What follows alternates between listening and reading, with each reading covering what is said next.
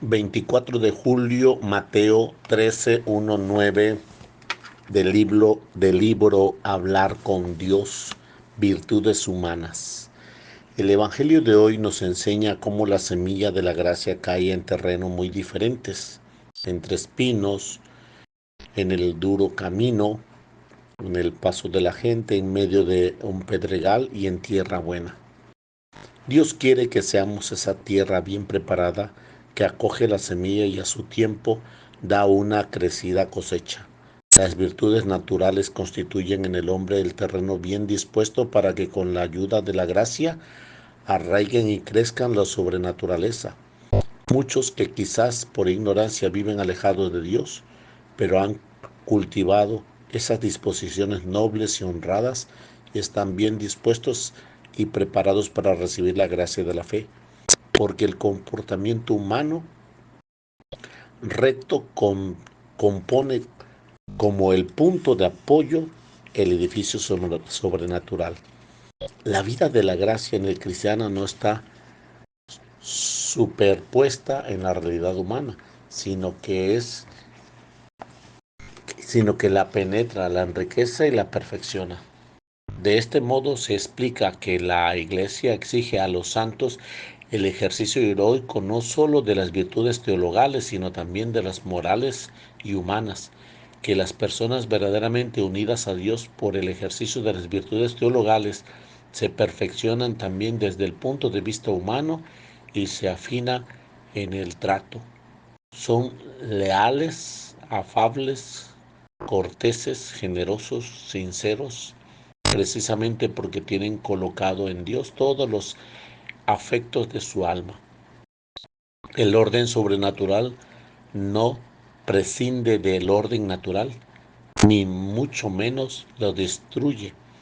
Por el contrario, lo eleva y lo perfecciona, y cada uno de las órdenes presta al otro un auxilio como en un completo proporcionando a su propia naturaleza y dignidad, puesto que ambos proceden de Dios, que no pueden menos que estar de acuerdo consigo mismos. Aunque la Iglesia puede transformar por sí misma a las personas por lo normal es que requiera las virtudes humanas, pues ¿cómo podría arraigar, por ejemplo, la virtud cardinal de la fortaleza en un cristiano que no se venciera en pequeños hábitos de comodidad y de pereza? Que hubiera excesivamente preocupado del calor y del frío, que se dejara llevar habitualmente por los estados de ánimo, que estuvieran pendientes de sí mismo y de su comodidad. ¿Cómo podría vivir el optimismo ante las más diversas circunstancias de la fe si fueran pesimistas y malhumorados de esta convivencia ordinaria? No se puede mutilar nada de la esencia ni de las cualidades humanas de la naturaleza humana.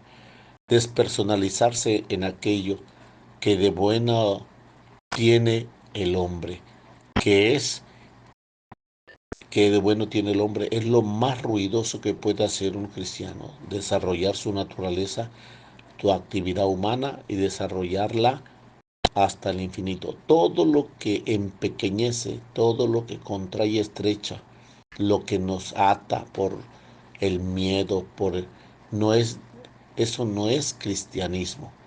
Hay que emplear otras palabras que no sea personalización para designar la total purificación del pecado y malas inclinaciones en el hombre. Con la ayuda de Dios ha de realizarla. El Señor nos quiere con una personalidad definida, cada uno de los suyos resultados del aprecio que tenemos por todo lo que Él nos ha dado y del empeño que hemos puesto por cultivar estos dones personales. La tierra bien dispuesta permite que la semilla divina arraigue y crezca y se desarrolle con solicitud, a impulso de la gracia y de la personal correspondencia, y al mismo tiempo mejora el terreno en el que cayó la buena simiente cuando crece en él la semilla. La vida cristiana perfecciona las condiciones humanas al darles una finalidad más alta. El hombre es más humano cuando más cristiano es. El Señor quiere que practiquemos todas las virtudes naturales, el optimismo, la generosidad, el orden, la residumbre, la alegría, la concordia, la sinceridad, la veracidad. Esos son órdenes naturales. Y en primer lugar, ¿por qué debemos de imitarle a Él? Perfecto Dios y perfecto hombre.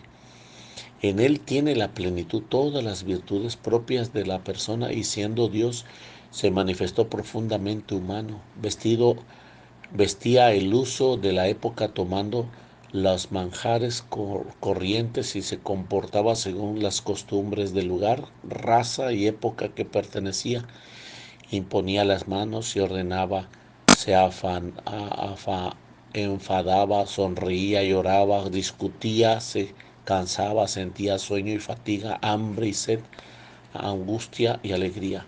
Y la unión, la función entre divino y lo humano era tan total y tan perfecto que todas sus acciones eran a la vez divinas y humanas. Era Dios, que gustaba llamarse Hijo de Hombre.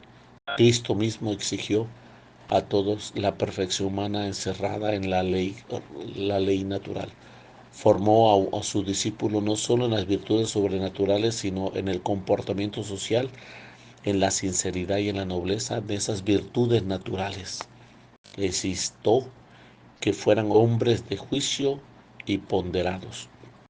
El mismo hecho de menos la gratitud de un leproso que a los que habían curado y les muestra la cortesía y la urbanidad propias de la gente educada. Tanta importancia dio Jesús a las virtudes humanas que llegó a decir a sus discípulos, si no entendéis las cosas de la tierra, ¿cómo entenderás las celestiales?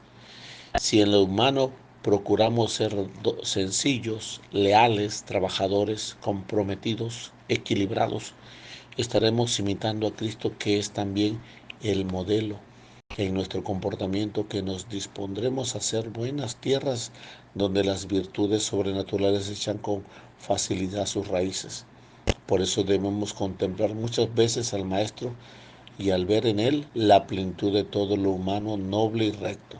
En Jesús tenemos la ideal humano y lo divino en lo que podemos parecer. El cristiano en medio del mundo es como una ciudad puesta en lo alto de un monte, como la luz sobre los candeleros, y lo mismo es el primero que se ve, el ejemplo de personas íntegras, leales, honradas y valientes.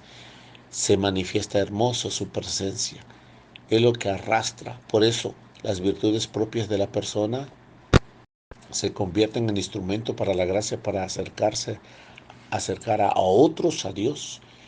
El prestigio profesional, la amistad, la sencillez, la cordialidad pueden disponer a las almas para oír con atención el mensaje de Cristo. Las virtudes humanas son necesarias en el apostolado porque si nuestro amigo no ven esas difícilmente engendrado lo sobrenatural. Si un cristiano no fuera veraz, ¿cómo podría confiar en él sus amigos? ¿Cómo diríamos a conocer la verdad del rostro de Cristo si fallamos en lo elemental, en lo humano? Las virtudes humanas han de ser como el monte en el que está puesto la ciudad, como el candelero en el que se coloca la luz de Cristo. Muchos apreciarían la vida sobrenatural cuando la vean hecha realidad en las conductas plenamente humanas. Hemos de dar a conocer a Cristo, que Cristo vive con la alegría habitual a través de la serenidad y circunstancias quizás difíciles y penosas, en el trabajo bien acabado, en la sobriedad y la templanza de una amistad siempre abierta a todos. Una vocación cristiana vivida en su integridad debe de informar todos los aspectos de la existencia.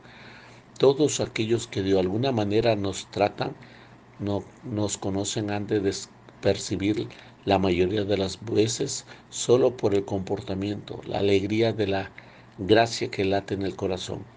Hemos de conducirnos de tal manera que los demás puedan decir al vernos, este es cristiano, porque no odia, porque debe comprender, porque no es fanático, porque está por encima de los instintos, porque es sacrificado, porque manifiesta sentimientos de paz, porque ama, porque es generoso con su tiempo, porque no se queja, porque sabe de ser